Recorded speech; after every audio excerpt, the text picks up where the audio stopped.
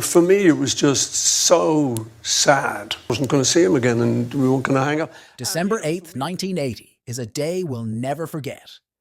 It's the day when the unthinkable happened, when John Lennon was murdered in cold blood by a deranged fan called Mark Chapman. Drag, isn't it?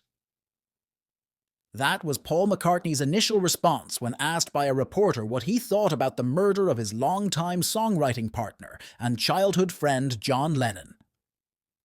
Given the pair changed popular culture with their collaborative musicianship, people were expecting a slightly less nonchalant answer.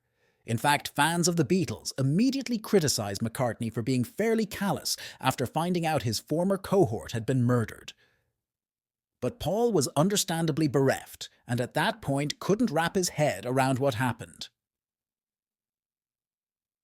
In 1984, Paul and Linda McCartney were interviewed by Playboy magazine, where Paul fully opened up about his instant reaction to the shocking incident. With John's thing, what could you say? The pain is beyond words. You can never describe it. I don't care how articulate you are. We just went home.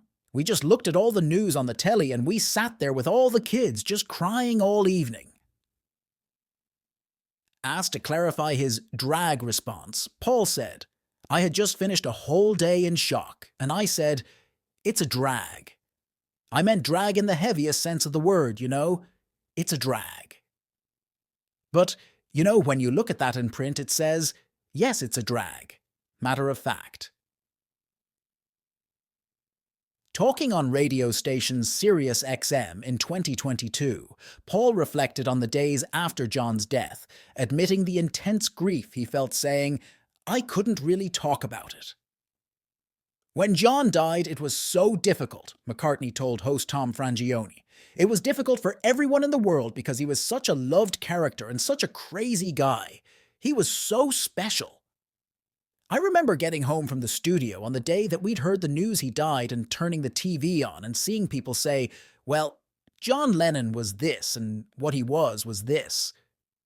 It was like, I don't know, I can't be one of those people. I can't just go on TV and say what John meant to me, he explained. It was just too deep. It's just too much.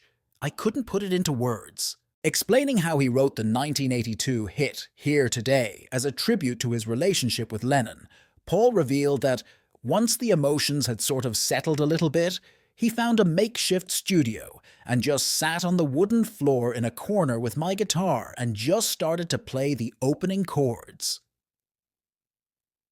He then discussed the references in the song, saying, "The night we cried, that was to do with a time when we were in Key West down in Florida, and for some reason, I think it was like a hurricane. Something had been delayed, and we couldn't play for a couple of days, so we holed up in a little motel. So what would we do? Well, we'd have a drink, and we would get drunk. We got drunk and started to get kind of emotional," he continued. "On the way to that, there was a lot of soul-searching. We told each other a few truths, you know. Well, I love you. I love you, man. I love that you said that. And we opened up. So that was kind of special to me," McCartney said. "I think that was really one of the only times that ever happened."